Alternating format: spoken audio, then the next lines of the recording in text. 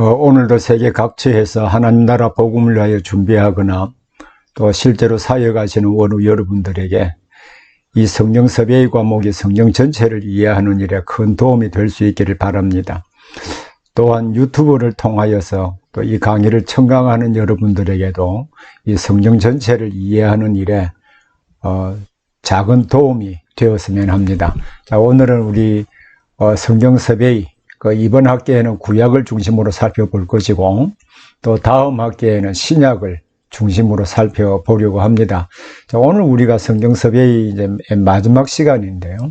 오늘 우리가 다루게 될 내용은 이제 선지서 가운데 이제 소선지서 부분입니다. 지난 시간에 호세아, 요엘, 아모스, 오바댜, 요나까지를 다루었습니다. 오늘 미가, 나홈, 하박국, 스바냐, 학개, 스가랴, 말라기인데요. 이 내용 자체가 굉장히 방대하고 또 긴 시간을 요구하는 것입니다. 그러나 이 시간에 이 모든 것을 자세하게 다룰 수는 없습니다만은 우리 성경 섭외의 과목의 특성상 이 디테일한 부분들을 자세히 다룰 수는 없다 할지라도 각 책들의 저자와 역사적 배경과 또한 이 문학적 이 특성과 이 구조 또 중심되는 주제와 기록, 목적, 구속사진, 의미 등을 살펴보고 있습니다만은 자, 오늘은 이 내용을 전체를 다루기보다는 중요한 내용을 하나하나 짚어가면서 다루보려고 합니다. 그러나 이 내용들이 자, 대충 이 중요한 을개만 다룬다고 해서 뭐 의미가 없는 것은 아니고요. 역시 개별 본문들을 이해하거나 성경 전체가 어떤 책인가라고 하는 것을 이해하는 일에는 저는 큰 도움이 될 수 있으리라고 생각을 합니다. 자, 오늘은 역시 우리 선지서 가운데는 선지서는 항상 이 세 시대를 중심으로 기록 선지자들이 배열되어 있다고 하는 사실을 여러 번 말씀드린 바가 있습니다. 자, 그 세 시대라고 하는 것은 주전 722년에 북왕국 이스라엘이 아수르에 의해서 멸망당하는 그 사건과 연관해서 그 전후로 하나님의 선지자들을 보내어서 또 죄를 회개하도록 이래 도전하고 또 그 죄에 대하여 책망하거나 또 위로하는 메시지를 중심으로 다루었습니다. 또한 그 두 번째 그룹은요, 그 주전 586년에 그 바벨론에 의해서 유다가 멸망되는 그 사건 전으로 해서 하나님의 선지자를 보내어서 말씀하시는 그 내용을 역시 다루었고요. 세 번째 부분에는 주전 539년에 페르시아의 고레스 칙령에 의해서 하나님이 예레미야 선지자를 통하여 또 여러 선지자들을 통하여 약속하신 대로 바벨론 포로로 끌려갔던 그 이스라엘 백성들을 다시 돌아오게 하시는 내용을 중심으로 그 이후에 선지자를 보내어서 그들이 어떤 사역을 했는가라고 하는 내용을 중심으로 각 저자들은 다루었습니다. 그래서 우리는 기록 선지자가 이 세 시대를 중심으로 이 구성되어 있다고 하는 사실을 잘 이해하고 또 선지서를 볼 수 있기를 바랍니다. 특히 선지서는요, 그 시대의 시대적인 상황과 또 그 시대 사람들의 성향 이런 부분들을 알 수 있고 그 시대 사람들에게 오경에 기록된 언약의 말씀이나 또 이 하나님의 말씀이 어떻게 해석되고 적용되는가라고 하는 것을 보여주기 때문에 이 선지자의 메시지는 역시 구약 성경을 이해하고 또 신약과 연관성을 이해하는 일에도 매우 중요한 역할을 한다라고 하는 것을 알면은 좋겠습니다. 이 선지서의 저자들이 사역한 시대는 세 시대를 중심으로 형성이 되어 있는데, 자, 북왕국 요나, 아모스, 호세아는 북왕국의 파송을 받은 선지자들입니다. 이제 북왕국 이스라엘이 멸망하고 나면 남유다만 남지 않습니까? 남유다를 중심으로 이제 활동한 선지자들이 자, 이사야, 미가 주전 722년 북왕국 이스라엘의 멸망과 관련하여서 역시 이스라엘에게도 교훈하지만 그 격동의 시기에 그 유다에게도 이렇게 교훈을 하고 어떻게 하면 하나님의 은혜와 복을 받을 수 있는가 이 점을 설명을 하고 있었습니다. 자, 오늘 우리는 자, 바로 주전 586년 그 바벨론에 의해서 남유다가 멸망하는 그 시점과 관련해서 전후에 보내심을 받은 선지자들의 사역과 바벨론 포로 이후에 하나님이 보내신 선지자들의 사역을 중심으로 살펴보려고 합니다. 자, 이 내용들이 기록된 내용들이 그러면 어떻게 구성이 되어 있고 어떤 역사적 배경에 주셨는가라고 하는 것은 여러분 이 PPT 자료뿐만 아니라 또 제 책을 통하여서도 또 성경을 통하여 서로 대조해 보면서 이해할 수 있기를 바랍니다. 사실 저는 성도들이 성경을 많이 읽는 것 자체를 많이 권하기도 합니다만은, 그러나 성경을 많이 읽거나 또 오늘날 우리 성경을 쓰게 하는, 성경을 쓰는 그 일을 또 많이 하곤 합니다. 성경을 쓰는 일 자체가 많은 시간들이 요구되기도 하고요. 또한 성경을 쓰므로 말미암아 그 내용을 잘 숙지하는 그런 계기가 되기도 하지요. 여담이긴 합니다만은 저의 장모님이 지금 돌아가셔서 하늘나라에 계십니다만은 그의 세 자녀들과 또 당신을 위해서 성경 4권을 돌아가시기 전까지 필사하셨습니다. 그 필사한 성경이 제 장모님의 큰딸이 제 아내인데 제 집에 한 권이 있고요. 또 2 아들 집에 재본을 해서 제가 나누어 드린 적이 있습니다.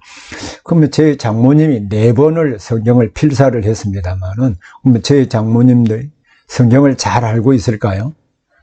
그거하고는 별개의 문제입니다.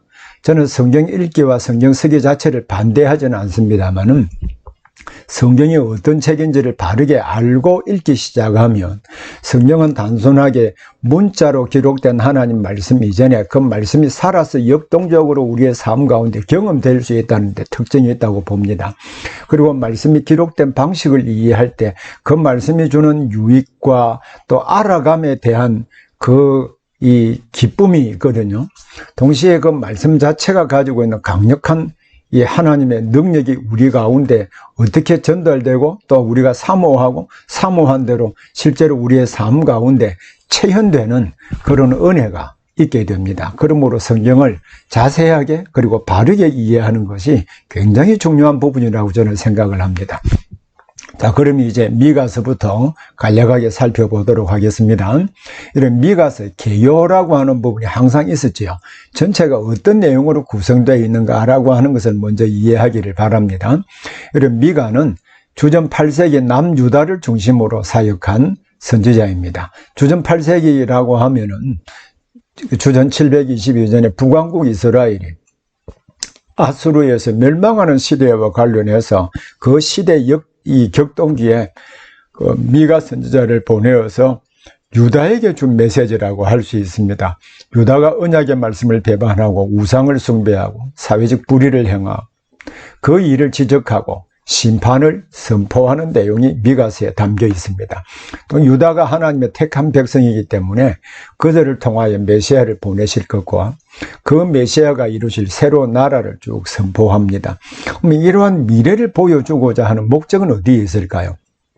지금 현재 하나님 앞에서 어떻게 살아야 될 것인가 라고 하는 것을 도전하기도 하지만 이들을 통하여 이루실 먼 미래에 대한 이 특별한 축복의 통로로 기능을 가지고 있기 때문에 이 하나님 앞에 바르게 응답해야 된다라고 하는 것을 보여주기 위한 것이기도 합니다.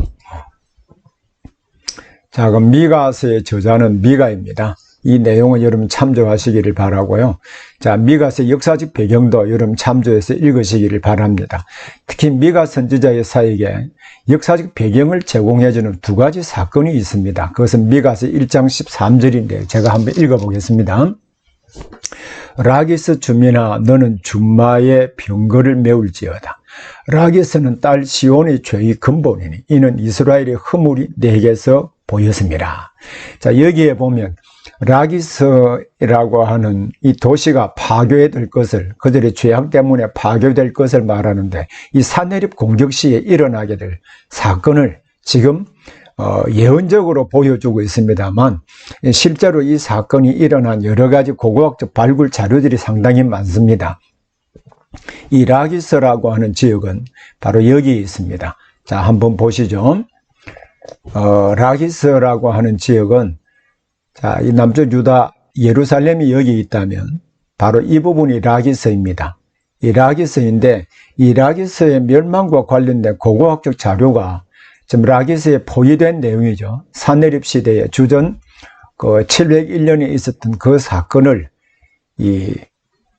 부조로 만들어서 지금 대형 박물관에 보존이 되어 있습니다. 이제 이러한 내용들을 보면 성경에 일어났던 사건, 기록된 모든 예언들은 실제 역사 가운데 있었던 사건이라고 하는 것을 알게 되는 것이죠. 그러므로 하나님의 구속사는 이 우리가 살고 있는 역사 세계에 일어났고 동시에 지금도 일어나고 있고 앞으로 일어나게 될 것을 보여주고 있는 것입니다. 그리고 히스기야에게 권고한 미가의 메시지가 이 기록이 되어 있는데요. 특히 예레미야 26장 16절부터 19절에 보면 이 미가가 히스기야 왕의 예를 들면서 쭉 말씀하는 내용이죠. 자, 제가 예레미야 26장 16절부터 19절을 잠시 보겠습니다. 자, 26장 19절부터 16절부터 19절까지를 보면 이런 내용이 있습니다. 자, 그 가운데 16절에 보면요, 고관들과 모든 백성이 제사장들과 선지자들에게 이르되 이 사람이 우리 하나님 여호와 이름으로 우리에게 말하였으니 죽일 만한 이유가 없다. 저희 예레미야를 죽여서는 안 된다는 것입니다. 그러면서 그들이 예를 들면서 말하기를 18절에 이런 말을 합니다.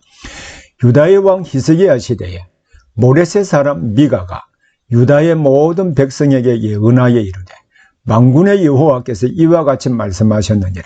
시온은 밭같이 경작지가 될 것이며 예루살렘은 돌무더기가 되며 이 성전에 사는 산당의 숲과 같이 되리라 하였으나 했습니다. 그러나 유다의 왕 히스기야가 모든 유다가 그를 죽였느냐? 히스기야가 여호와를 두려워하여 여호와께 간구하며 여호와께서 그들에게 선언한 재앙에 대하여 뜻을 돌이키지 아니하셨느냐? 자, 우리가 이같이 하면 우리의 생명을 스스로 심히 해롭게 하는 것이니라. 이렇게 말한 것은, 자, 미가 선지자가 이 히스기야에게 말할 때 히스기야가 그 권고를 받아들였던 것처럼 지금 예레미야 선지자가 이야기한 것을 받아들여야 된다, 이런 뜻입니다. 그러면 이 예레미야 26장 16절부터 19절에서 보여주는 것은 이 히스기야에게 권고한 이 미가의 메시지가 그대로 당시 히스기야 시대에 실현되었다라고 하는 것을 보여주므로 미가 선지자가 어떤 역사적 배경에서 활동했는가, 바로 주전 8세기에 아수르가 북왕국 이스라엘을 점령하고 그 당시에 메소포타미아 지역과 애굽 지역을 점령하는 그 일에 대한 중요한 배경을 제공해주고 있다라고 할 수 있습니다. 특히 미가가 사역하던 시기에 유다는 정치적인 격동기고 사회적으로도 많이 부패했다라고 하는 것을 보여주고 있기도 합니다. 자, 아수르 연대기를 우리는 잘 기억할 필요가 있는데 주전 8세기에는 이 아수르가 메소포타미아 지역과 이 팔레스타인 지역 그리고 또 애굽 지역을 정복한 시대이기 때문에 특히 성경에 티글랏 빌레셀, 살만에셀 5세, 사르곤 2세, 사네립, 또 에살핫돈, 아술바니팔, 이거 다 성경에 나타나는 아수르의 왕들의 이름이기도 하지요. 당시에 아수르가 정복한 이 세계의 그 지도를 이렇게 보면 얼마나 넓은 지역을 점령했는지 알 수 있습니다. 근데 여기에 점선으로 되어 있는 부분이 있죠. 근데 이 부분은 아수르가 점령을 하지 못했습니다. 18만 5천 명 대군을 이끌고 왔지만 그 히스기야가 선지자의 말을 듣고 회개하고 하나님께 구할 때 18만 5천 명 대군을 죽인 사건, 그로 말미암아 이 지역이 보존되고 있다는 것을 역시 또 성경에서 보여주고 있기도 합니다. 특히 여기에 자, 주전 8세기와 관련돼서 이 여러 선지자들이 있었죠. 자, 이스라엘의 선지자는 요나, 호세아 선지자가 이 북왕국 이스라엘에 파송을 받았습니다.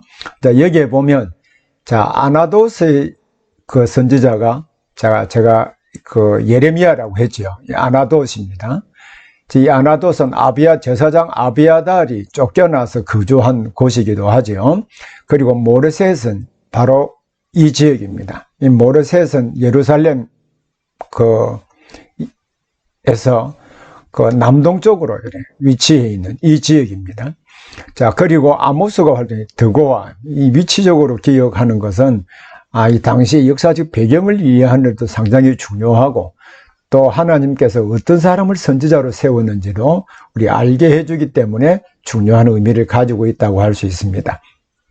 자, 그래서 이 구속사에서 미가서의 위치는 바로 그 미가서 1장 1절에 표현하고 있는 것처럼, 자, 미가서 1장 1절을 읽어보겠습니다. 유다의 왕들 요담과 아하스와 히스기야 시대. 자, 요담 다음에 아하스 다음 히스기야 시대거든요. 그래서 요담과 히스기야 시대, 이 시대에 그 하나님이 미가 선지자를 통하여 주신 이 말씀을 기록하고 있고, 이 시대에 하나님의 구원 역사를 기록하고 있다라고 할 수 있겠죠.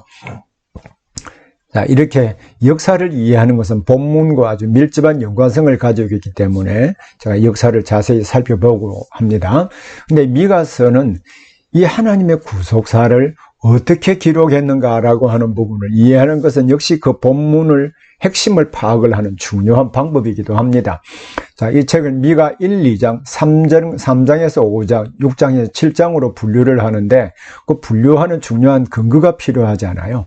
그 근거는 자, 한번 제가 읽어보겠습니다. 미가서 1장 2절에 보면 백성들아 너희는 다 들을지어다. 명령법, 들으라라고 하는 명령법 동사와 그리고 심판으로 시작을 하고 동시에 소망에 관한 예언으로 끝을 내고 있습니다. 그리고 3장 1절에도 보면요. 자, 조금 전에는 1장 2절에는 백성들아라고 전체 백성들을 향해서 이야기를 했습니다. 근데 3장 1절에는 내가 또 이르는 야곱의 우두머리들과 이스라엘 족속의 통치자들아 들으라. 이렇게 시작. 통치자들에 관하여 들으라라고 하면서 심판을 외치고 소망에 대한 부분을 기록을 하고 있습니다. 자, 그리고 6장 1절에 보면요. 자, 세 번째 단락인 6장 1절에 보면 너희는 여호와의 말씀을 들을지어다 라고 하면서 이제 역시 심판과 소망에 대한 말씀으로 이 내용이 구성되어 있다는 것을 알 수 있습니다. 이 심판과 구원의 그 순환 구조로 되어 있는데요. 자, 순환 구조 항상 심판과 구원, 심판과 구원, 심판과 구원 이런 내용으로 되어 있다는 말이죠. 지도자들이 기소하고 심판하고 백성들의 소망, 그래서 또 구원의 내용이기도 하죠. 그래서 순환 구조로 쭉 이루어져 있습니다. 이러한 구조를 이해하는 것은 이런 본문을 이해하는 일에 제일 중요한 부분이 문맥입니다. 문맥이 본문의 의미를 결정하는 제일 중요한 요소이거든요. 그래서 어떤 구조로 메시지를 전달하고 있느냐라고 하는 것은 본문의 의미를 파악을 하는 중요한 방법입니다. 자, 그리고 미가서의 문학적 특징은요, 대부분 운문으로 되어 있고 약간의 산문이 포함되어 있습니다. 그래서 운문의 특징인 평행법과 이미지 등을 많이 사용했어요.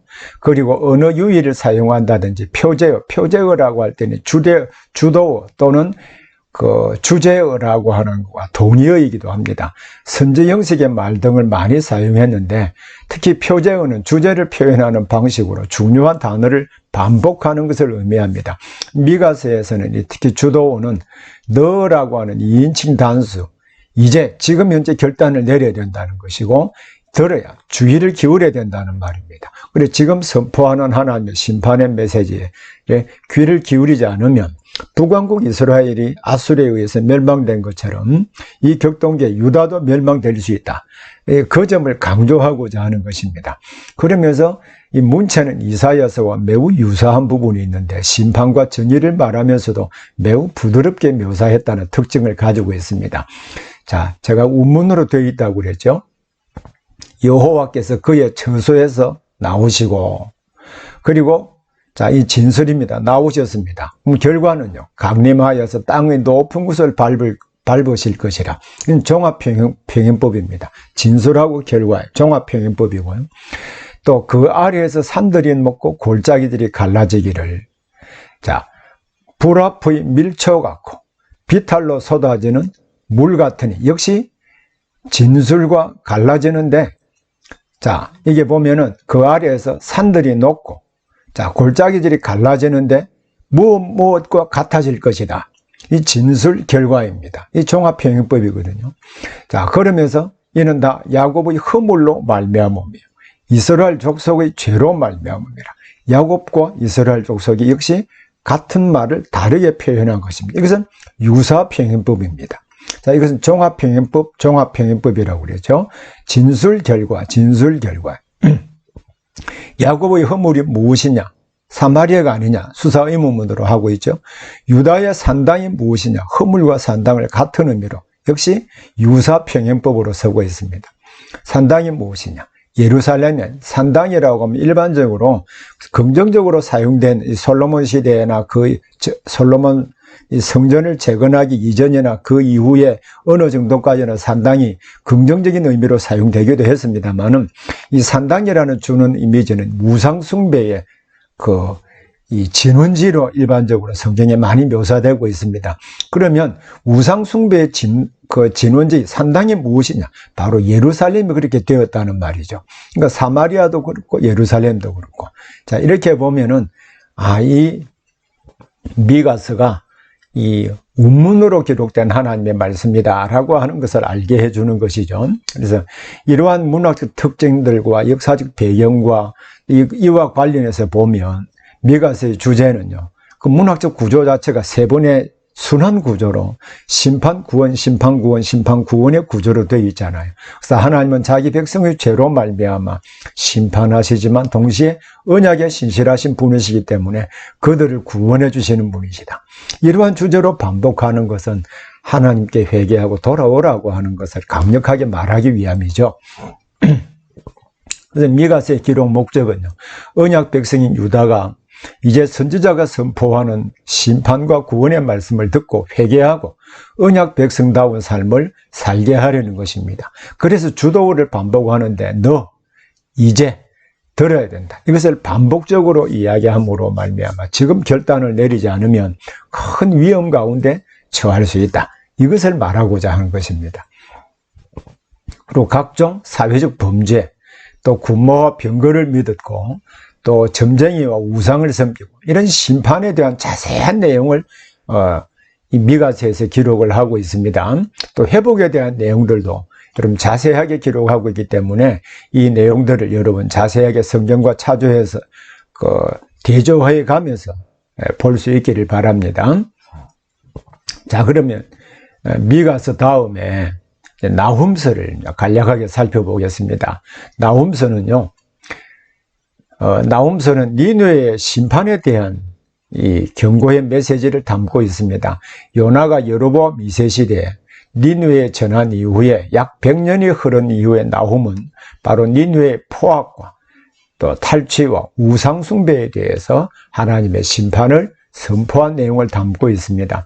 이 나훔서의 핵심은 니느웨에 대한 심판이기도 하지만 동시에 이스라엘을 위로하기 위한 것입니다. 그래서 나훔은 하나님이 역사와 모든 민족의 주가 되시며 그들의 운명을 결정하시는 분이심을 우리가 선포하고 있는 내용으로 이루어져 있습니다. 자, 나훔서의 저자는 나훔인데요. 나훔은 엘고스 사람으로 알려져 있습니다만 위치가 어디인지는 알 수가 없습니다. 자, 나훔의 1장 1절에 보면요, 니느웨에 대한 경고, 곧 엘고스 사람 나훔의 묵시의 글이라. 그러면 이 나훔은 앞에 왕 어느 시대에 이 말씀을 전했느냐라고 하는 이 중요한 암시가 없지 않습니까? 없기 때문에 그럼 나훔서의 역사적 배경은 언제일까? 이런 의문이 생기게 되죠. 자, 그러나 니느웨 심판에 대한 묵시라고 한다면 니느웨가 멸망하는 것은 주전 609년이고요. 그가 완전히 멸망하게 되는 것은 605년이거든요. 그러면 니느웨가 바벨론과 그의 동맹국들에 의해서 멸망하기 이전이다라고 하는 것을 우리가 알게 됩니다. 그리고 나훔에 보면, 나훔서의 기록에 보면요, 자, 나훔 3장 8절 9절을 제가 읽어보겠습니다. 거기에 보면 이런 말이 나옵니다. 내가 어찌 노아몬보다 낫겠느냐? 그는 강들 사이에 있으므로 물이 둘렸으니 바다가 성루가 되었고 바다가 방어벽이 되었으며 라고 했습니다. 자, 노아몬이라고 하는 것은 어디냐면, 자, 이게 테베입니다. 자, 강들로 인해서 천연적인 요새가 되었음에도 불구하고 자, 여기에 천연적인 요새가 되었음에도 불구하고 멸망했다는 것입니다. 노아몬이 멸망했다라고 하는 것을 말하고 있죠. 이와 마찬가지로, 자, 여기에 보면, 이런 표현이 있죠. 자, 여기에 보면, 애굽의 북부 도시, 바로 이 노아몬을 점령한 사실을 나훔서에 기록하고 있다라고 하는 것은, 적어도 아수르 반입할 시대 이후라고 하는 것이죠. 그래서 아수르는 예루살렘을 공격해서 므낫세를 포로로 잡아갔고요. 또 아수르는 정복한 나라의 민족성을 말살하기 위해서 정복한 백성을 제국으로 이주시켰습니다. 그래서 이러한 모든 내용들을 쭉 설명하면서 결국 이 태베까지도 하나님께서 그 역사를 주관하여서 애굽도 정복하고 했는데, 역시 이제 니느웨 역시 이제 함락되게 될 것이다, 멸망하게 될 것이다, 이것을 이제 보여주고 있거든요. 그래서 그 배경은 주전 612년 니느웨가 바벨론과 그의 동맹국들에게 멸망하기 이전이고, 완전하게 멸망한 주전 605년 갈그미스 전투에서 느부갓네살에서 멸망되기 전은 이 사건 이전에 주신 예언의 말씀이다 라고 하는 것을 알 수가 있습니다. 특히 여기에 갈그미스 전투라고 하는 것은 이 부분입니다. 주전 605년에 애굽과 여기에 아수르에 남아있는 세력, 그리고 바벨론이 여기서 전투를 하게 됩니다. 그래서 아수르가 완전히 멸망하고, 역시 애굽의 바로누거가 완전히 패함으로 말미암아 바벨론이 애굽과 이 메소포타미아 전 지역을 지배하게 된다, 이것을 의미하는 것입니다. 그래서 이 나훔의 역사적 배경이 언제인가, 또 어떤 상황이 있었는가, 그것은 나훔서 안에 기록된 그 내용들을 볼 때 알 수 있다라고 하는 것이죠. 자, 여기에 그 애굽의 노아몬이 함락된 사건이 기록되어 있는 것을 보면 바로 그 전에 이제부터 예언이 되고 있다라고 하는 것을 알 수 있고요. 다음에 이제 니느웨 함락이 612년에 있었거든요. 612년에 있었는데 바로 그 뒤에까지 609년에 605년에 갈그미스 전투에 의해서 완전히 아수르가 멸망을 하게 됩니다. 그래서 니느웨의 함락과 그 이전 이후의 사건과 관련되어서 이 시대의 역사적 배경을 가지고 있구나라고 하는 것을 알게 됩니다. 특히 나훔서의 문학적 특징과 구조를 보면요, 나훔서는 우문으로 기록되었습니다. 역시 나훔서는 알파벳 이합체라든지 은유법이라든지 반어법 등의 문학적 장치를 많이 사용했습니다. 그러므로 이 나훔서의 문학적 특징들을 이해할 때 운문의 특징으로 운문으로 기록되어 있기 때문에 운문을 이해하는 방식으로 나훔서를 읽어야 된다라고 하는 것을 우리 알게 해주기도 하죠. 자, 여기에 보면은 나훔서가 운문이라고 하는 것을 알 수 있는데요.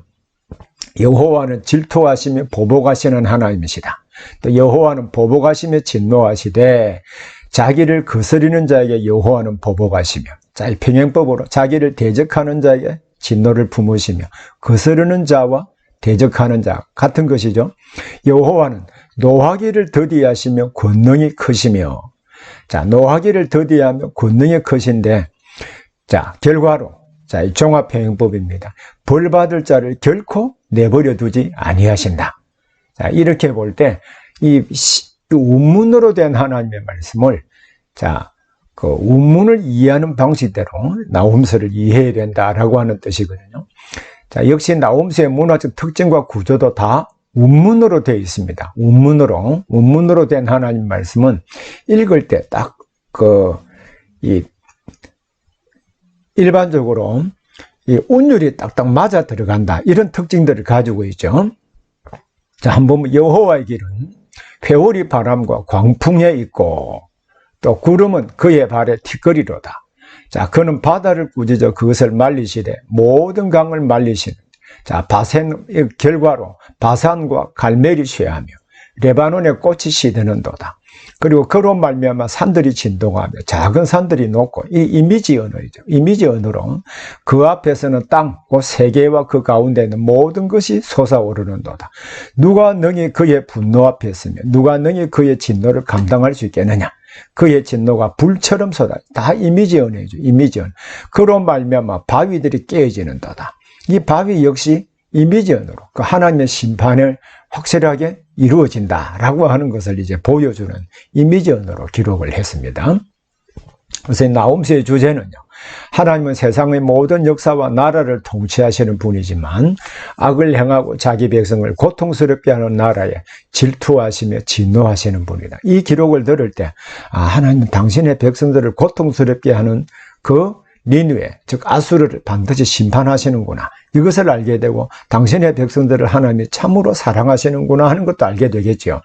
그래서 다양한 문학적 기교를 통하여서 니느웨의 죄악에 대한 심판을 예언하는 내용입니다. 그래서 하나님은 질투하시고 진노하시는 분으로 소개하므로 바로 당신의 그 사랑하는 언약 백성들을 위하여 질투하시는 분으로 묘사하고 있다고 하는, 질투는 사랑의 다른 표현이기도 하거든요. 자, 나홈서의 기록 목적은 니느웨가 행한 악한 행동을 심판하심으로 유다로 하여금 그들이 어떤 존재인지 알고 그 존재에 합당한 삶을 살도록 하기 위함입니다. 동시에 여호와께서 이스라엘의 하나님만이 아니라 온 역사와 우주를 통치하시는 분이심과 더불어 악한 자를 심판하시나 그에게 피하는 자에게는 그들을 보호해주는 강력한 산성이 되심을 보여주려고 하는 것입니다. 그래서 나홈서는 니느웨에 대한 심판이지만 당신의 백성들을 향한 사랑과 또 위로의 메시지라고 하는 것도 알게 해주는 것이죠. 자, 나홈서 다음에 우리 하박국서. 자, 하박국서는 두 부분으로 이렇게 구성이 되어 있습니다. 자, 하박국이 묵시로 받은 경고의 내용, 묵시로 쭉 받은 경고의 내용인데, 그 하나님 말씀에 대한 하박국의 응답으로 운문 형식으로 된 기도입니다. 자, 3장은 운문이고 1, 2장은 하나님과 하박국과의 대화 형식으로 되어 있거든요. 두 부분은 각기 다른 문학 장르로 기록되어 있다 할지라도 공통적인 주제를 다룹니다. 그 주제는요, 의인은 오직 믿음으로 말미암아 산다. 이 내용 많이 들었죠. 로마서라든지 갈라디아서라든지 히브리서에서 이 말씀을 계속해서 인용하고 있죠. 바로 이 하박국서에 의인은 믿음으로 말미암아 산다가 중요한 주제이기도 합니다. 자, 하박국서의 저자는 하박국입니다. 자, 전통적으로 저자를 하박국으로 보는데 근거는 이사야, 예레미야, 다니엘, 호세아 등과 같이 선지자의 이름이 책의 제목과 같기 때문에 우리는 당연히 하박국으로 보는 것이죠. 이 하박국서의 역사적 배경을 보면 이제 하박국 선지자와 하나님과 서로 이 질문하고 대답하는 내용의 의미를 우리 잘 알 수가 있습니다. 특히 하박국서 1장 6절부터 11절에 보면 하나님이 유다를 징계하시기 위하여 갈대아 사람을 일으켰다라고 하고 있거든요. 이 갈대아 사람을 누구를 말하느냐? 1장 나홈서 1장 6절에 보면 자, 이런 말씀이 있습니다. 보라. 자, 유다 백성들의 그 죄악을 심판하시기 위하여 자, 보라라고 하면서 아주 중요한 사건을 딱 지적을 하면서 이야기를 하는데, 내가 사납고 성급한 백성 곧 땅이 넓은 곳으로 다니며 자기의 소유가 아닌 거처들을 점령하는 갈대아 사람을 일으켰나니 그들은 두렵고 무서우며, 갈대아 사람을 일으켰나니 라고 했는데 70인역에서 이 칼다이우스라고 번역을 했는데 NIV 성경은 바벨론이라고 번역했습니다. 이 갈대아 사람 히브리어는 카스딤인데요. 바로 갈대아 사람, 즉 바벨론에 침공하여서 유다를 징계할 것이다라고 말하고 있는 것이죠. 그리고 유다의 급탈과 강포, 변론과 분쟁. 자, 요시야 18년에 율법책을 발견했습니다. 그리고 요시야가 주전 609년에 바로 너고를 머깃도에서 막다가 전사를 했습니다. 자, 그 이후에 유다가 이 악을 행하는 아주 심각한 상황으로 이렇게 전락을 하게 되는데, 이 내용에 대해서 예레미야서도 있습니다만 하박국 1장 3절부터 4절에 보면 당시에 유다가 얼마나 하나님 앞에 큰 죄를 범했는가라고 하는 것을 우리 알게 해주기도 합니다. 자, 하박국서의 역사적 연대를 쭉 참조하시고요. 특히 하박국서는 유다의 요시야가 머깃도에서 전사한 이후에 그의 세 아들이 왕이 됩니다. 그의 네 번째 아들, 그리고 둘째 아들의 아들이 여호야긴이거든요. 그리고 마지막 그의 세 번째 아들이 시드기야. 그래서 이 유다의 마지막 왕들 이 그 시기에 그 하나님의 말씀을 전파한 사람이 바로 하박국 선지자입니다. 이 시대를 배경으로 말씀을 하고 있거든요. 자, 하박국서의 특히 이제 중요한 부분은 문학적 특징과 구조입니다. 이 문학적 구조는 신학적 메시지를 찾는 방법이기도 합니다. 여러분 어떤 글을 읽든지 간에요. 그 글을 주제를 찾는 방법은 어떤 저자든지 그 핵심을 전달하기 위해서 중요한 구조를 선택하거든요. 그러면 책을 쭉 읽을 때 이 저자가 이 주제를 어떻게 전달하고 있는가라고 하는 것을 이제 말하고 있는데요. 그 주제를 전달하는 중요한 장치가 이 논리와 또 주도와 이런 구조입니다. 특히 문학적 구조는 신학적 메시지를 찾는 중요한 방법인데 하박국은 유다의 상황을 보고 갈등하면서 하나님께 질문하고 그 질문에 대해서 하나님이 대답하시는 대화 형식으로 구성이 되어 있습니다. 그래서 하박국은 이 하박국 선지자가 질문하고 A, B 하나님이 거기에 대해서 응답하시고 그 응답하신 내용에 대해서 납득이 되지 않아서 하박국 선지자가 다시 하나님께 질문하고 하나님이 거기에 대해서 대답하시고 그 하나님의 역사 통치 방식을 이해하고 시로 기록된 내용, 운문 형식으로 그가 노래하고 기도하는 방식으로 표현된 것이 이 마지막 3장입니다. 그래서 이렇게 평형 구조로 A, B, A-B- 평형 구조와 또 C, 그에 대한 결론으로 이렇게 구성이 되어 있죠. 그래서 하박국 선지자의 기도는 운문으로 되어 있고요. 하나님의 답변에 대한 응답입니다. 바로 C 부분을 의미하는 것이죠. 그래서 하박국서의 문학적 구조, 내용 구조를 보면 표제, 큰 제목이라고 할 수 있습니다. 하박국이 묵시로 받은 경고의 말씀이다. 이 묵시로 받은 경고가 어떤 내용인가라고 하는 것인데 하박국 선지자의 첫 번째 불평, 하나님에 대해서 질문하면서 하나님이 유다가 이렇게 범죄를 행하는데 도대체 하나님 뭐 하십니까? 라고 할 때 내가 갈대아 사람을 일으켜서 그들을 징계하시기 위하여 준비했다. 이 하나님의 그 말씀을 듣고 이 하박국 선지자가 불평하는 것이죠. 그러면 하나님이 유다를 징계하시기 위하여 갈대아를 들어서 징계하시겠다고 하는데 일반적으로 징계라고 할 때 자기보다 선한 사람이 징계를 해야 되는데 왜 갈대아를 들어서 징계하시느냐, 여기에 대하여 불평을 했거든요. 이에 대해서 하나님이 왜 갈대아를 들어 징계하시는가에 대하여 쭉 설명을 해줍니다. 그 역사적인 설명과 하나님의 말씀을 듣고 난 뒤에 하박국 선지자가 응답하며 기도하는 내용이 바로 3장이죠. 이러한 방식으로 구성이 되어 있습니다. 자, 이러한 문학적 구조를 통해서 볼 때 하나님이 그의 역사를 통치하시는 방법을 보여주시고 그 방법을 믿는 자들은 즉 믿음으로 살아야 된다. 이것을 보여주는 것입니다. 그래서 하박국의 질문과 이에 대한 응답으로 구성된 이 책의 문학적 구조가 주제를 보여준다고 하는 것이죠. 그래서 의인은 믿음으로 산다는 하나님의 말씀과 이에 대하여 그 믿음으로 산다는 것이 무엇을 의미하는가 하는 것을 하박국의 응답을 통하여 이렇게 보여주고 있는 것이죠.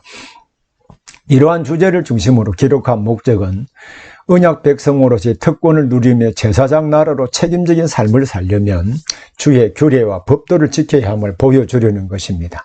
특히 어떤 역사적 상황 가운데 있다 할지라도 의인은 믿음으로 산다는 것을 보여주고 있습니다. 그 믿음으로 산다고 하는 구체적인 행위가 언약의 말씀을 지켜 행하는 것입니다. 믿음은 모호한 것이 아니라 믿음의 구체적인 표현이 믿음과 하나님의 말씀을 믿고 순종하는 것과 또 그 말씀대로 이루어지기를 간절히 기도하는 것으로 표현됩니다. 자, 하박국서 다음에 스바냐서인데요.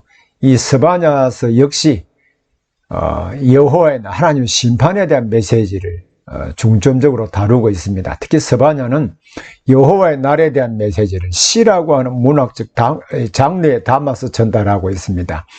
이 스바냐서를 하박국 다음 이제 스바냐서인데 스바냐 1장에 보면 이렇게 되어 있습니다. 아몬의 아들 유다왕 요시야의 시대에 스바냐에게 임한 여호와의 말씀이라. 스바냐는 히스기야의 현손이요, 아마랴의 정손이요, 그다랴의 손자요, 구시의 아들이었더라. 자, 바로 여기에 보면 요시야 시대에 스바냐에게 임한 말씀인데, 스바냐가 바로 왕족 가운데 한 사람이다 라고 하는 것을 알 수 있게 만들죠. 특히 이제 스바냐 역사적 배경에 대해서는 여러분 책과 이 PPT 자료를 활용해서 성경과 대조해서 볼 수 있기를 바랍니다. 자, 이 스바냐의 특히 이제 문학적 구조와 특징 부분들을 한번 보십시오. 역시 그 스바냐서는 운문으로 기록이 되어 있습니다. 여호와의 날을 전쟁 이미지와 또 하나님의 현현, 하나님이 직접 나타나시는 이러한 방식으로 묘사할 뿐만 아니라 전 세계적인 심판과 유다에 임할 심판을 결합하여 설명을 하고 있습니다. 그래서 이 스바냐서에서는 하나님의 심판과 자비, 또 즉각적인 심판과 동시에 미래에 일어날 심판, 또 유다의 열방과의 갈등 등을 이 열방과 이래 유다가 많은 갈등을 겪거든. 이 갈등을 어떻게 풀어갈 것인가라고 하는 부분을 역시 설명을 하고 있습니다. 그 갈등의 해결을 결국은 남은 자의 개념, 즉 하나님의 택한 백성들의 개념을 통해서 쭉 풀어가고 있는 것이죠. 이러한 문화적 특징들이 운문으로 기록되었다고 하는데 한번 보십시오. 자, 유다가 패역하고 더러운 곳, 유다를 가리켜서 패역하고 더러운 곳, 동격으로 포악한 그 성읍, 자, 예루살렘이 화했을 것이다. 그리고 이제 평행법으로 기술을 하는데요. 그 이유를 설명할 때 그가 명령을 듣지 아니야, 교훈을 받지 아니야, 여호와를 의뢰하지 아니야, 자기 하나님에게 가까이 나아가지 아니야. 이 전부 다 같은 것을 다르게 표현하지요. 유사 평행법입니다. 그래서 믿음이라고 하는 것은요, 하나님의 명령을 듣는 것이고 하나님의 교훈을 받는 것이고 여호와를 의뢰하는 것이고 하나님께 가까이 하는 것입니다. 그러나 유다는 명령을 듣지 아니하고 교훈을 받지 아니하고 여호와를 의뢰하지 아니하고 자기 하나님 가까이 하지 아니했습니다. 자, 그 가운데 방백들은 부르짖는 사자요. 자, 이 부분 보십시오. 하나님을 의지하지 않는데 방백들은, 자, 이스라엘의 지도자들이잖아요. 지도자들은 백성들을 보호해야 되잖아요. 보호하지 않고, 자, 먹이를 앞두고 이제 그 약한 동물을 잡아먹는 이 사자의 이미지로 표현하고 있습니다. 그것은 유다의 방백들이 악독한 이 백성들이 고혈을 빨아먹고 백성들을 자신의 이익의 도구로 삼고 있다는 말이겠죠. 자, 재판장들은 이튿날까지 남겨두는 것이 없는 저녁 일이라고 표현했고요. 선지자들은 간사한 사람이고 제사장들은 율법을 범하여, 이게 다 지도자들이죠. 역시 평행법으로 기술을 냈습니다. 이러한 사람들에게 당연히 하나님이 심판을 받을 수밖에 없겠지요. 그래서 그 심판을 현재적으로도 묘사하고 있고요. 현재적으로 또 미래적으로도 함께 묘사를 하고 있습니다. 그래서 하나님은 모든 역사 상황을 다 보시고 거기에 따라 심판하신다라고 하는 것을 보여주고 있습니다. 자, 역시 자, 시온에 따라 노래하라, 이스라엘에 기쁘게 부르라, 다 평행법으로 되어 있고요. 여호와가 내 형벌을 제거했고 내 원수를 쫓아냈고, 자, 이건 전부 다 미래에 대한 부분이죠. 자, 심판을 선언하지만 하나님께서 행하실 그 미래에 대하여 그들을 회복하실 그 소망에 대한 부분들도 표현함으로 말미암아 하나님이 당신의 백성들에게 얼마나 큰 깊은 관심을 가지고 계시는가 하는 것을 보여주고 있습니다. 자, 역시 이제 평행법으로 되어 있죠. 자, 너희 하나님 여호와가 너희 가운데 계시니, 자, 그분은 누군가? 결과 그는 구원을 베푸실 전능자이십니다. 그 전능자 하나님은 너로 말미암아 기쁨을 이기지 못하십니다. 그가 잠잠히 사랑하십니다.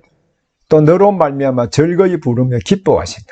자, 하나님이 구원을 베푸실 하나님이 평행법으로 당신의 백성들을 어떻게 대하실 것인가, 어떻게 보시는가 하는 것이죠. 자, 누구로 말미암아 하나님이 기뻐하신다고 했습니다. 당신의 백성들입니다. 당신의 백성들을 잠잠히 사랑하고 또 그 백성들로 말미암아 즐거이 부르며 기뻐한다.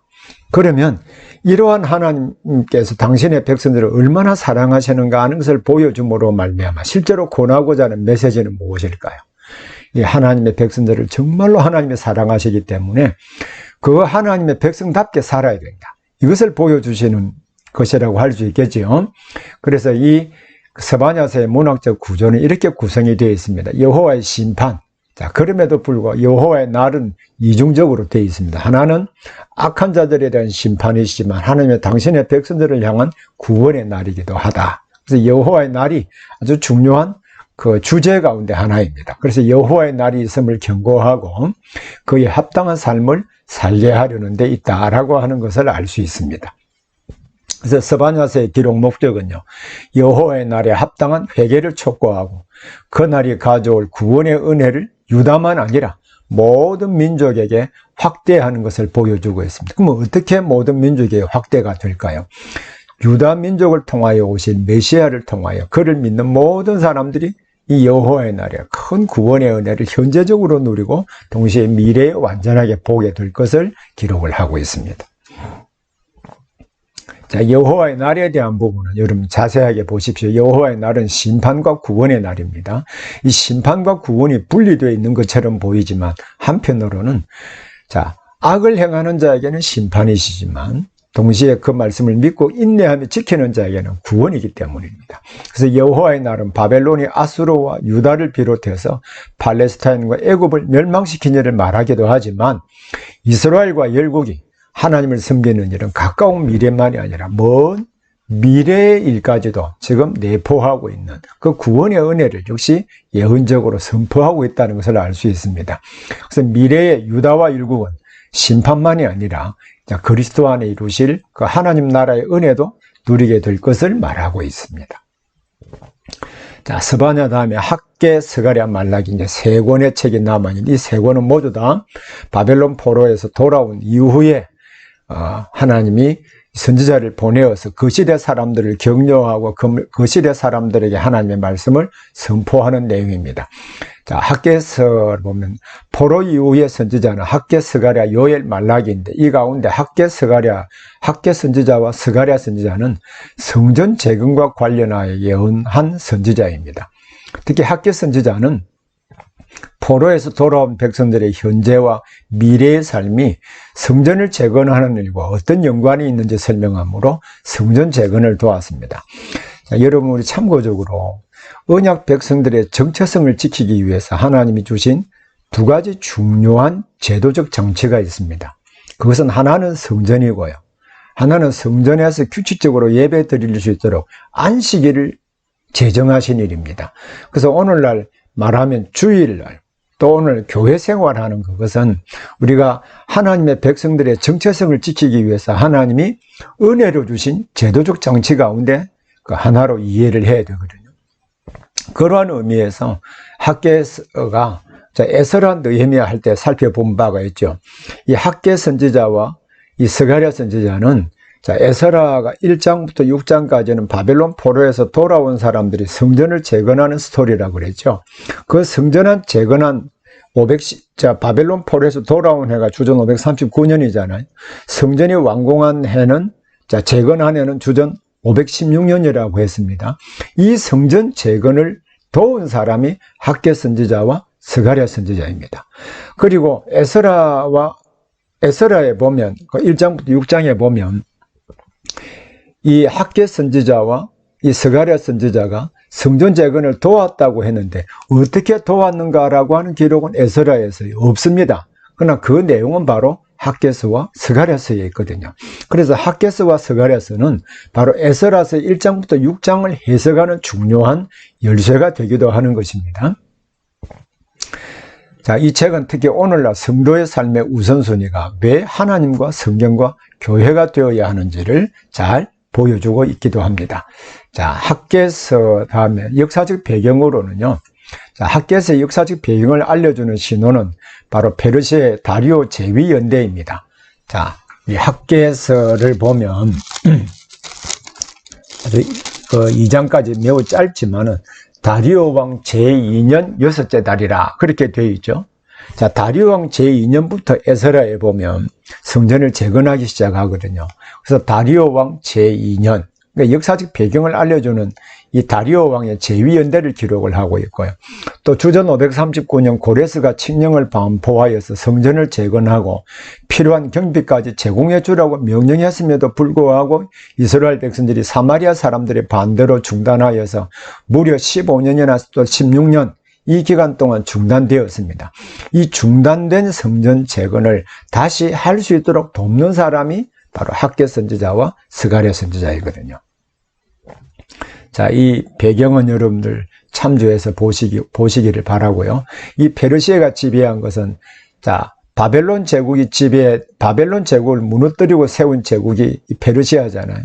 이 페르시아는 이 아수르 제국과 바벨론보다 훨씬 더 넓은 땅을 차지했고, 심지어 유럽의 그리스 지역까지 다 차지했음을 보여주고 있습니다. 특히 학개서의 문학적 특징은요, 이 성전 재건에 관계된 그 내용을 어떻게 기술했느냐, 어떤 구조로 그 핵심을 전달하고 있느냐, 그것은 결국 학개서 안에 기록된 메시지를 이해하는 것과 맞물려 있습니다. 자, 학개서는 4개의 문단으로 구분을 할 수 있습니다. 각 문단은 모두 다 이렇게 시작합니다. 자, 1장 1절을 읽어보겠습니다. 다리오 왕 제2년 6째 달 곧 그 달 초하루에 여호와의 말씀이 선지자 학개로 말미암아 스왈디엘의 아들 유다 총독 스룹바벨과 여호사닥의 아들 대제사장 여호수아에게 임하니라. 이렇게 되어 있거든요. 여호와의 말씀이 선지자 학개에게 임하니라. 이 문구로 시작을 하는데 2장 1절도, 자, 2장 1절에 7째 달 곧 그 달 21일에, 자, 다리오 왕 7째 달입니다. 여호와의 말씀이 선지자 학개에게 임하니라. 다음 2장 10절 말씀, 다리오 왕 제2년 9째 달에 여호와의 말씀이 선지자 학개에게 임하니라. 이 형식으로 4개의 문단으로 구성이 되어 있습니다. 그래서 학개는 문제의 핵심을 보여주기 위해서 또 질문을 많이 사용합니다. 이 수사적 질문을 많이 사용하고 동시에 여러 질문들을 사용함으로 핵심을 이끌어내는 방식으로 기술을 하고 있고요. 동시에 너의 행위를 살피라, 기억하라, 너의 하나님이 너희와 함께한다, 이런 표현들을 반복해서 역시 사용을 하고 있습니다. 이러한 그 문학적 그 구조들을 보면 이제 4개의 문단으로 구분할 수 있죠. 성전을 재건하라는 국면, 그 성전의 미래를 보여주고 성전 재건에 따른 복, 그리고 스룹바벨에게 주신 약속을 이야기하므로 성전 재건은 매우 중요한 의미를 가지고 있다. 그것은 하나님의 은혜를 공급받는 채널일 뿐만 아니라 언약 백성답게 살아갈 수 있도록 주신 제도적 장치, 또 은혜의 방편이라고 하는 것을 보여주고 있습니다. 그래서 학개서의 주제는요, 이 여러 근거들이 안에 문학적 구조를 통하여 잘 알 수 있는 것이죠. 성전을 재건하는 일은 현재 하나님과 교제하며 복과 은혜를 누리는 일일 뿐만 아니라 미래에 이루실 하나님의 궁극적인 목적인 하나님의 나라를 바라보는 일입니다. 또 동시에 이 주제 가운데 하나는 언약 백성으로서의 정체성을 지키게 하는데도 매우 중요한 목적을 가지고 있습니다. 자, 이 책의 기록 목적은 유다 백성들로 하여금 하나님이 그들에게 주신 약속과 특권을 깨닫게 하고 책임과 의무를 이행하여서 성전을 재건하는 일을 마치게 하려는 그 목적으로, 그리고 성전 재건이라고 하는 것은, 자, 조금 전에도 주제를 설명할 때 말씀드린 바와 같이 하나님과 교제함으로 말미암아 언약 백성으로서의 정체성을 지키게 하고 동시에 그 일을 통하여서 하나님이 약속하신 복과 은혜를 누리기 위한 중요한 방편이기 때문이기도 합니다. 자, 학개 다음이 이제 스가랴서인데, 역시 학개와 스가랴는 동시대 성전 재건과 관련해서 활동한 선지자입니다. 자, 스가랴 선지자는 포로 이후의 선지자로서 학개 선지자와 역사적 배경이나 사역이나 주제 면에서 중첩되는 부분이 있습니다. 자, 그러면 어떤 특징들이 다를까? 자, 여기에 보면, 자, 학개의 메시지는 성전을 재건하는 일의 중요성과 의미에 강조점을 두고 포로에서 돌아온 그 이스라엘 백성들에게 성전을 재건하도록 격려했다면, 바로 스가랴의 메시지는 회개와 하나님과 바른 관계를 회복하는 일에 강조점이 있습니다. 사실 이스라엘 백성들이 역사를 쭉 보면 성전과 성벽이, 자, 성전이 있다고 해서 이스라엘 백성들이 멸망한 것은 아니죠. 성전에 출입하는 자다운 합당한 삶이 결여되어 있었기 때문입니다. 그래서 스가랴 선지자는 성전 재건이 매우 중요하지만 성전에 출입하고 그곳에서 하나님과 교제하는 합당한 삶, 하나님과의 바른 관계 회복에 역점을 두고 메시지를 전파했다는 것이고, 물론 학개 선지자도 이 성전 재건의 그 먼 미래에 오실 그리스도와 연관해서 설명을 했습니다만은 이 스가랴 선지자 역시 9장부터 14장에서 메시아가 어떤 모습으로 오실 것이고 어떻게 구원을 이루실 것인지 자세하게 묘사를 하고 있습니다. 특히 메시아 소망을 품게 하여서 여호와를 경외하며 사는 일이 어떤 의미인지 설명하고 있는 것이 스가랴서이거든요.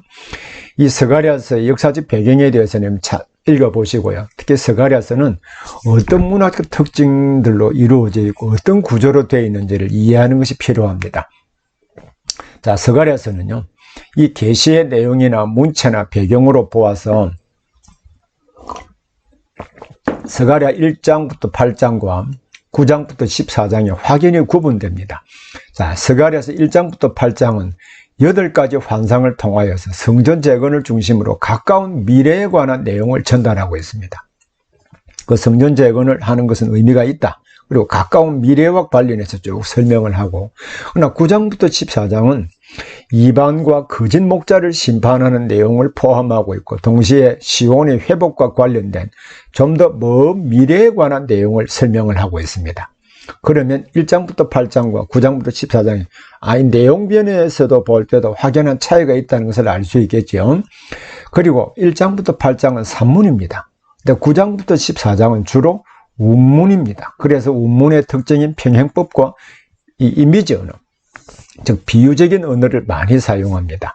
그래서 스가랴는 전체적으로 다양한 이미지와 상징을 사용하여서 이 독자의 상상력을 자극한 이후에 구체적인 내용을 전달하고 있습니다. 특히 이미지 언어를 많이 사용하고 있다는 것은 그 의미를 복잡하게 하려고 하는 의도가 아니라 단순하게 그 이미지를 선명하게 이해하기 위한 장치라고 하는 것도 여러분 이해해야 될 것입니다. 자, 스가랴서의 문학적 구조를 여러분 자세히 살펴보기를 바라고, 자, 1장부터 8장은 8가지 환상과 금식 문제와 미래에 대한 약속입니다. 그럼 두 개의 신탁, 메시아의 미래와 즉 하나님 나라에 대한 부분인데, 첫 번째 신탁에는 메시아에 오셔서는 거절을 하는 내용, 그리고 메시아에 오신 내용에 순종하는 이 대조를 통하여서 메시아의 오심을 받아들이고 순종하는 것은 큰 복이다라고 하는 것을 이제 보여주는 방식으로 메시지를 전달을 하고 있습니다. 이러한 문학적 구조를 볼 때 스가랴서의 주제는 이것입니다. 성전을 재건하는 일을 완성하도록 격려하는 일이고, 이 목적을 성취하기 위해서 이 스가랴서는 메시아의 오심과 그가 하나님 나라 대적들을 패하고 마침내 하나님의 통치가 땅 위에 완전히 세워질 그 미래적인 부분을 강조함으로 현재에 봉사하고 하나님 말씀에 따라 살아가는 일은 의미가 있다. 이것을 설명을 하고 있는 것이죠. 스가랴서의 기록 목적은요, 결국 성전을 재건하는 일을 마치도록 격려하고 동기를 부여하고, 나아가서 성전에 출입하는 자의 합당한 삶을 살면서 메시아가 오심으로 세워질 그 나라를 소망 가운데 바라보도록 하기 위함입니다. 자, 이 스가랴서의 기록 목적 다음에 이제 제일 마지막 부분, 이제 말라기서를 함께 살펴보겠습니다. 제가 이 내용 자체가 참 많지요.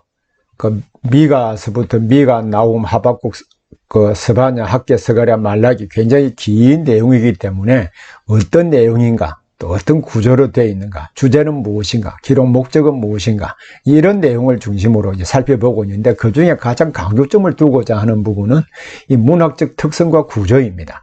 이것은 본문의 핵심을 찾아가는 매우 중요한 경로가 되기 때문입니다.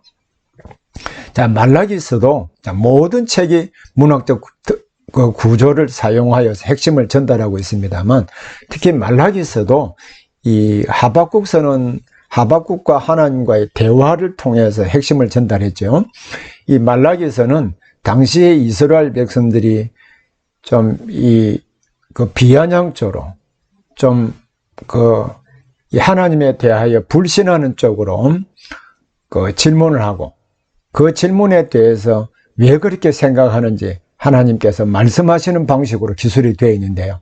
이 말라기서를 한번 잘 눈여겨볼 필요가 있습니다.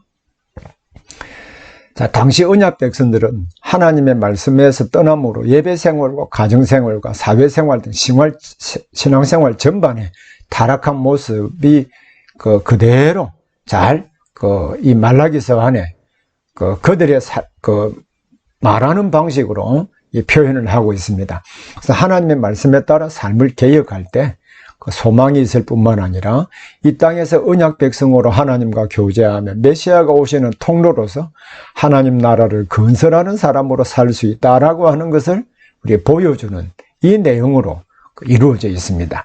자, 말라기서의 내용들은 특히 말라기의 저자 부분에 대해서는 약간의 이견이 있습니다. 자, 말라기라고 하는 것은요. 자, 말라기는 말락이라고 하는 말이 사자라는 말이기도 하거든요. 근데 여기에 이라고 하는 대명사 전미사가 붙어 있습니다. 그래서 나의 사자. 그럼 나의 사자라고 할 때 말라기가 본명인가? 아니면 나의 사자라고 전달할 것인가? 이런 의구심이 생기잖아요. 이 고유명사로 보지 않고 보통명사로 본다면 말라기가 사람 이름이 아니라 보통명사 나의 사자가 되는 것입니다. 근데 말라기 1장 1절은요. 우리 성경은 고유명사로 번역했고 3장 1절은 보통명사로 번역을 했습니다. 나의 사자라고 번역을 했거든요. 근데 72육 성경에 보면은 이 제목을 그의 사자, 그의 앙겔루. 자, 앙겔루라고 번역하면 보통명사로 번역을 했습니다. 그러나 말라기를 저자로 보는 경우는 고유명사로, 왜냐하면 선지자의 이름으로 된 선지서들이 모두 책명으로 되어 있잖아요. 그러므로 말라기도 고유명사로 보는 것이 옳다, 이렇게 보고 있습니다. 자, 말라기의 역사적 배경은 지난번에 우리 에스라 느헤미야 할 때 살펴보았습니다만은 성전을 재건하고 난 뒤에 에스라가 주전 458년에 돌아오죠. 바로 그 사이에 성전을 재건하고 난 뒤에 오랜 시간이 지남으로 말미암아 다시 이스라엘 백성들의 신앙생활이 나태해질 뿐만 아니라 하나님을 섬기는 일에서 멀리 떠나 있던 그들에게 바로 말라기 선지자를 보내어서 말씀하시는 내용입니다. 그래서 포로에서 돌아온 이스라엘의 종교적 사회적 부패 현상이 바로 이 시대와 잘 일치하고 있습니다. 예를 들면은 이방 여인과 결혼한다든지 제사장직이 타락한다든지 여러 사회적인 문제, 그리고 11조와 봉헌불 문제 등 이런 문제가 바로 에스라의 1장부터 6장 그 사이에 있다고 했죠. 에스라가 와서 개혁한 내용, 그리고 영적 부흥에서 느헤미야에서 7장부터 마지막 12장까지 기록한 내용들을 볼 때 이 내용과 잘 어울린다라고 하는 것이죠. 자, 말라기서의 문학적 특징들을 한번 살펴보겠습니다. 문학적 특징들은 결국 본문을 이해하는 것과 맞물려 있다고 그랬죠. 산문이면서 논쟁 형식의 대화로 구성이 되어 있습니다. 그래서 ABC 구조로 된 6개의 평형 구조로 되어 있는데, 자, 언약 백성에게 하시는 말씀. 자, 하나님께서 이스라엘 백성들이 불평하는 그 말을 이제 표현하는 방식으로. 자, 제가 한번 아주 간략하게 구조를 뒤에 한번 다시 보겠습니다.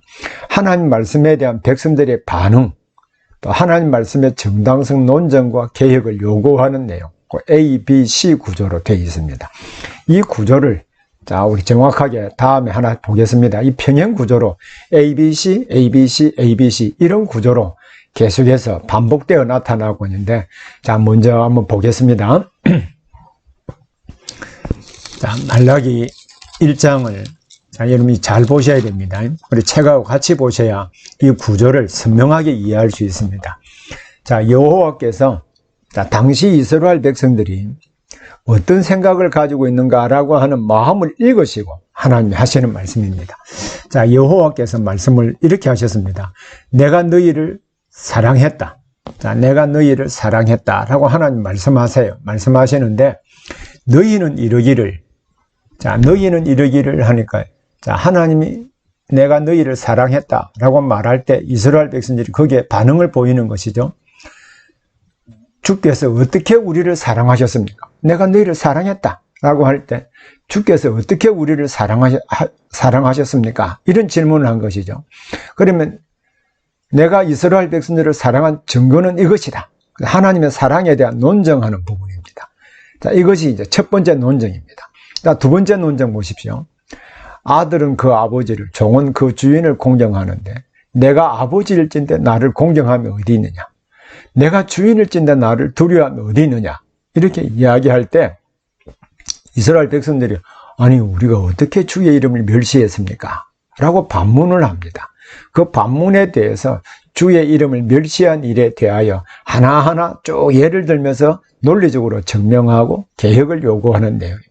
자, 그럼 세 번째 구절을 보겠습니다. 다시는 너희 복물을 돌아보지 아니하며 그것을 너희 손에서 기꺼이 받지 않을 것이다. 하나님 말씀하시자. 아니 왜요?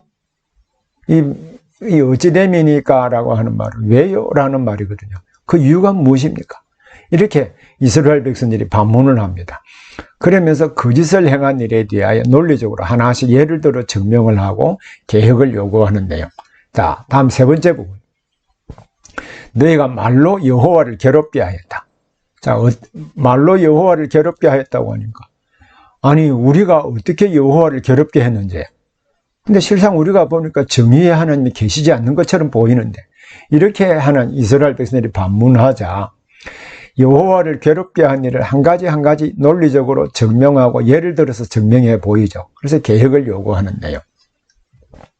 다음 다섯 번째 논쟁. 너희 조상들의 날로부터 너희가 나의 규례를 떠나 지키지 아니하였다. 그런즉 내게로 돌아오라. 그리하면 나도 너에게로 돌아가리라. 라고 이야기를 하니까 아니 우리가 어떻게 하여야 돌아가겠습니까? 우리가 어떻게 주의 것을 도둑질했습니까? 이렇게 반문을 하죠. 그래서 하나님의 일을 도둑질한 일에 대하여 하나하나 예를 들면서 논리적으로 증명하고 개혁을 요구하는데요. 자, 이런 방식으로 구성이 되어 있습니다. 그리고 너희가 완악한 말로 나를 대적하였다.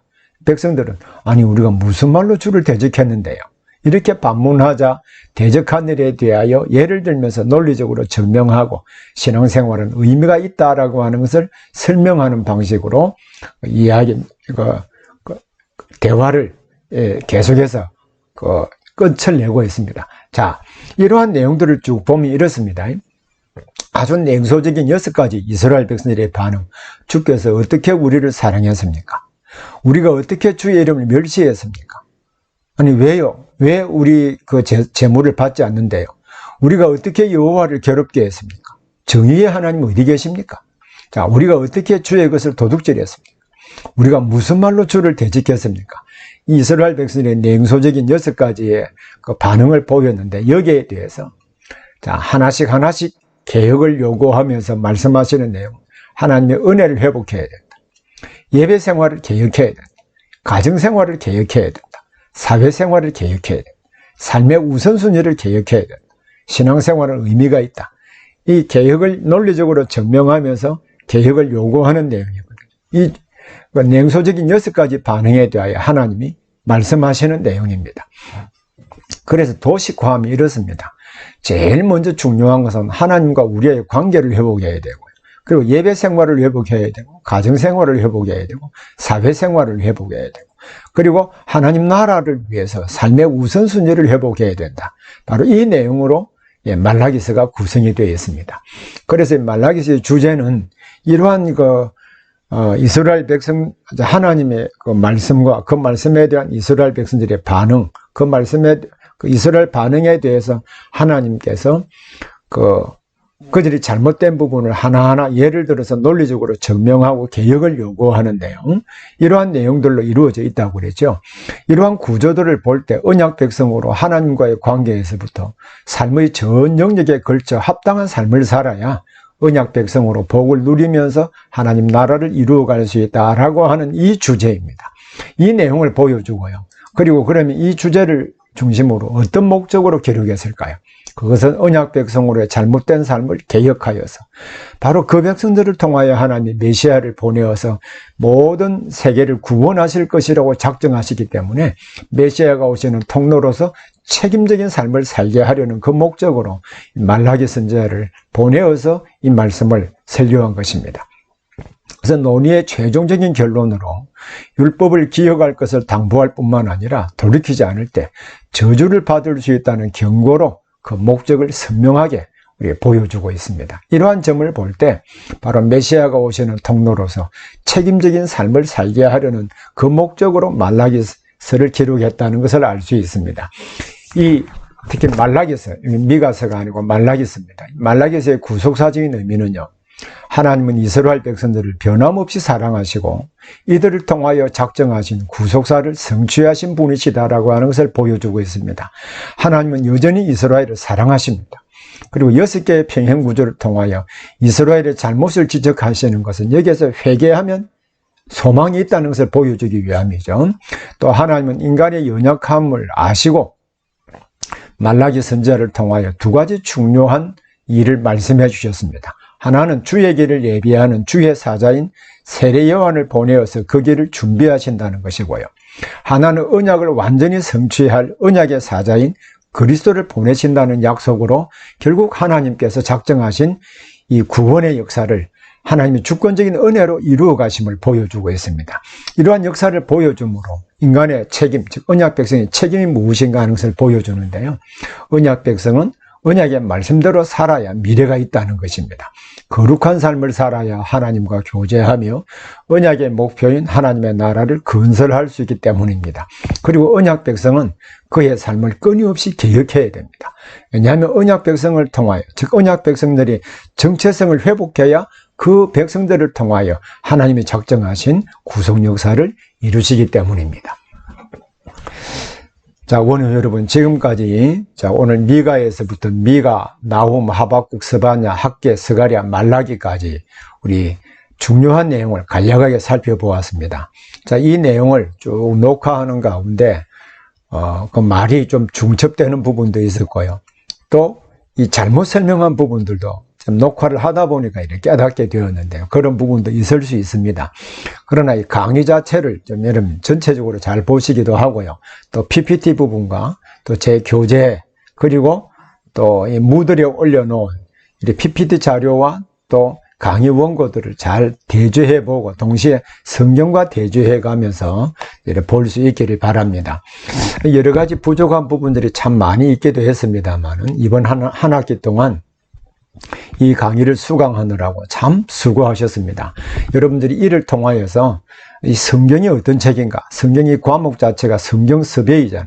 성경 전체가 어떤 내용으로 이루어져 있는가라고 하는 사실을 알고 이 성경에서 우리의 삶의 원리를 도출해내기도 하고 실제 우리가 삶의 규칙을 도출해내고 어떻게 살아야 될 것인가라고 하는 모든 생활 원리와 규범이 이 성경에서 나오기 때문에 이 성경 전체를 잘 이해하는 데 있어서 우리 성경 섭외의 과목이 여러분들에게 큰 도움이 될 수 있기를 바랍니다.